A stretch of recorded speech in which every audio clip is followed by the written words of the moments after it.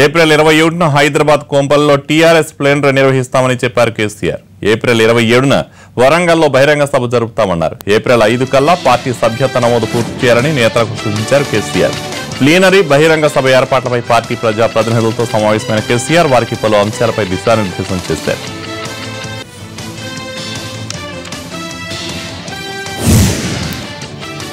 ఎంపీలపై survey report ఇచ్చారు కేసీఆర్. ఎంపీల్లో 3 మాత్రమే వెనకబడ్డారని చెప్పారు.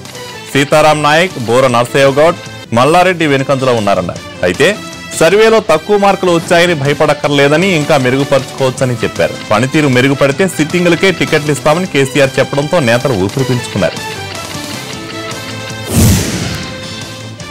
టీఆర్ఎస్ ప్లేనరీకి భారీగా ఏర్పాట్లు చేయాలని కేసీఆర్ స్పష్టం చేశారు. హైదరాబాద్ కోంపల్లో జరిగే సమావేశానికి గ్రామ స్థాయి ముఖ్య నేతల దగ్గర నుంచి సర్పంచ్లు, కౌన్సిలర్లు, మున్సిపల్ చైర్మన్లు ఆహ్వానిస్తున్నారు. ప్లీనరీలో అధ్యక్ష ఎన్నిక జరుగుతుంది. ఎన్నికల అధికారిగా హోంమంత్రి నాయని నరసింహారెడ్డి వ్యవహరిస్తారు. వరంగల్లో జరిగే భారీ బహిరంగ సభకు 15 లక్షల మందిని సమీకరించాలని లక్ష్యంగా పెట్టుకున్నారు. నిధుల సేకరణ కోసం శ్రమదానం చేయాలని అనుకున్నారు. సీఎం కేసీఆర్ కూడా శ్రమదానంలో పాల్గొంటారు.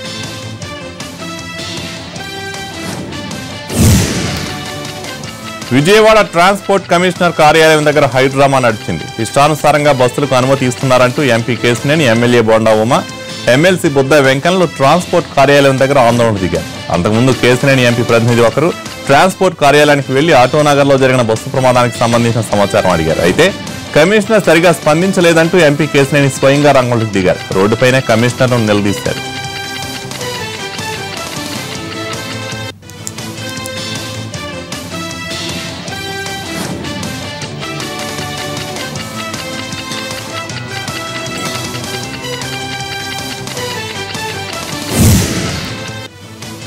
తర్వాత ఈ పంచాయతీ పోలీస్ కమిషనర్ ఆఫీస్కు చేరింది. అటు ట్రాన్స్పోర్ట్ కమిషనర్, ఇటు TDP MP Kesineni Nani, MLA Bonda Uma, MLC Buddha వెంకన్నలతో సిపి గౌతమ్ నవంగ్ చర్చించారు. వీరి మధ్య గంటకు పైగా చర్చ నడిచింది. రాష్ట్రంలో అనధికారికంగా తిరుగుతున్న బస్సులపై చర్యలు తీసుకుంటామని ట్రాన్స్పోర్ట్ కమిషనర్ సమాధానం ఇవ్వడంతో టీడీపీ నేతలు కాస్త శాంతించారు. కింది స్థాయి సిబ్బంది దగ్గర అవినీతి జరుగుతున్న మాట వాస్తవమని ట్రాన్స్పోర్ట్ కమిషనర్ అంగీకరించారు. దీంతో వివాదం కాస్త సద్దుమణిగింది.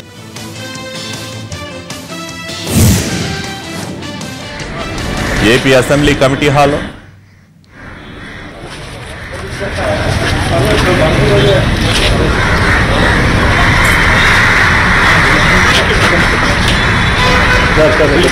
స్థాయిలో కొన్ని చోట్ల అవినీతి జరుగుతూ ఉంది. అది పై స్థాయి వరకు తెలియట్లేదు. దానివల్ల కొన్ని కమ్యూనికేషన్ గ్యాప్స్ ఉన్నాయి. అవన్నీ కూడా క్లియర్ చేస్తానని టీసీ గారు హామీ ఇచ్చారు. సార్, అధికారులు ప్రజాప్రతినిధులు పట్టించుకోవట్లేదని చెప్పడానికి మీరు కారాపణ ఆపుకోవడానికి నిదర్శనం తీసుకోవచ్చా? అంటే ఎందుకని విజయవాడలో ఎట్లా జరుగుతుంది? ప్రజాప్రతినిధులు ఎందుకని పట్టించుకోవట్లేదు అధికారులు? అంటే ఆయన చూసి ఉండకపోవచ్చు, నేను వస్తున్నాను చూసి ఉండకపోవచ్చు, లేకపోతే నేను ఆయన కోసం వస్తున్నాను కూడా తెలియకపోవచ్చు. కాబట్టి ఆయన వెళ్ళిపోతున్నాం జరిగింది. ఏదైనా కానీ ఒక మంచి వాతావరణంలో చర్చలు జరిగినాయి. చాలా కుదిరింది.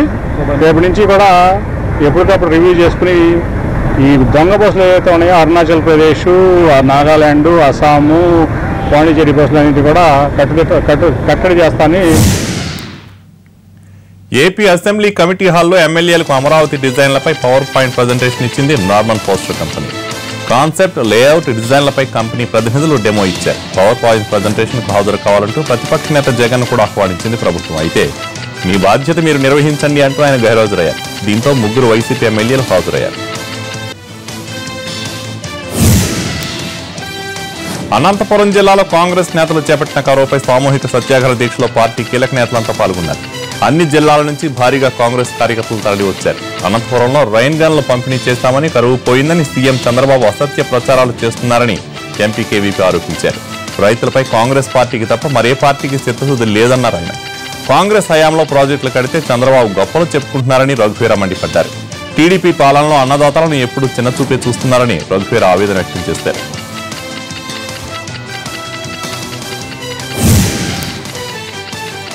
అగ్రిగోల్డ్ మోసంపై ప్రభుత్వాన్ని నిలదీసిన విపక్ష నేత జగన్ తమ పార్టీ నేతలపైన చర్యలు తీసుకోవాలని డిమాండ్ చేశారు బాధితులు. విజయవాడ వైసీపీ నేత గౌతమ్ రెడ్డి కుమారుడు ఉత్తమ్ కుమార్ రెడ్డి కేసర దగ్గర నందులూరులో 34 ఎకరాలు కొన్నారని, వాటిపైన విచారణ జరపాలని వారు కోరారు. అగ్రిగోల్డ్ బాధితులకు తుది రూపాయి అందే వరకు పోరాడతామన్నారు అసోసియేషన్ ప్రధాన కార్యదర్శి తిరుపతిరావు.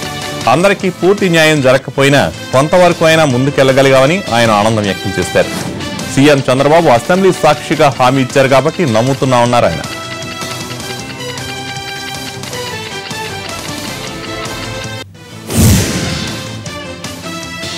అగ్రిగోల్డ్ బాధితుల సంఘం తనపై చేసిన ఆరోపణలు ఖండించారు వైసీపీ నేత గౌతమ్ రెడ్డి. జగన్మోహన్ రెడ్డి గారు మీకు ఇచ్చినటువంటి ఆ గౌతమ్ రెడ్డి గారి కాగితాలను మీరు ఏం చేశారని ఒక ప్రధాన కార్యదర్శిగా నేను అడుగుతా ఉంటే నేను ఎవరో తెలియనట్టుగా మౌన్ చాటేసుకుని వెళ్ళిపోయినటువంటి పరిస్థితి. మరి దాని మీద కూడా మాట్లాడాలి. 5 కోట్లు ఈరోజు బాధితుల సొమ్మది. ఆ తాటికొండ సుబ్బారావు అనే వ్యక్తి మా కంపెనీలో మీడియేటర్గా పనిచేశారు. పాల డైరీలో ఒక టైంలో డైరెక్టర్గా కూడా ఉన్నాడు. దాని గురించి కూడా ప్రభుత్వం ఎంక్వైరీ చేయించాలి. మన జగన్మోహన్ రెడ్డి గారు కూడా మాట్లాడాల్సిన పరిస్థితి ఉంది. మేము ఇప్పుడు కూడా అన్ని రాజకీయ పార్టీలను అడుగుతా ఉన్నాం. గత 2.5 సంవత్సరాల కాలం నుంచి మీరు అనేక ప్రజా సమస్యల మీద పోరాటాలు చేశారు.